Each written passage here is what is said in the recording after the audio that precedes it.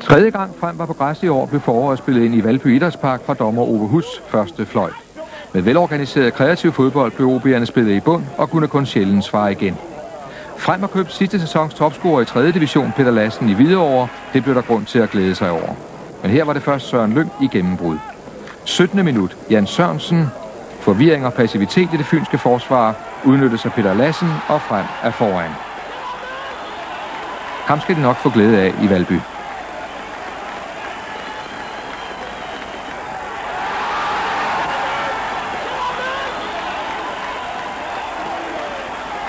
OB'ernes gæstevisitter i Frems forsvar var sjældne og manglede oftest præcision.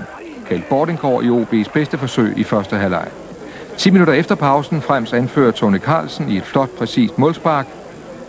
Bolden spilles frem til Søren Lyng. Og OB's anfører Kim Siler parerer med armen. Straffespark.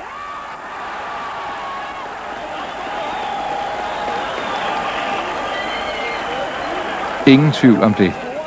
Henrik Emre Jensen, som Frem har hentet fra B1903, 2-0.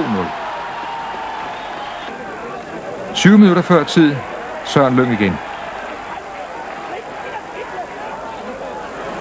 Og følger sig inden foran mål Finn Jensen. Først i duel med Ulrik Moseby. Så forsøg fra Kenneth Birkedal. Kommer her. Og bolden igen hos Finn Jensen. Men uden afslutning. Men det kommer der til gengæld her. Først et farligt spil. Og så bolden til en af kampens absolutte profiler, Søren Lyng. Moseby Top Rasmussen hægtes af. Og et scoringsmæssigt smukt punktum.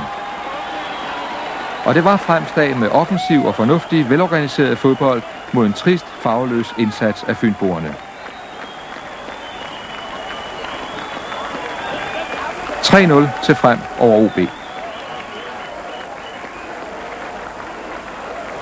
Og nu til resultaterne i første runde i dansk fodbolds nye Superliga.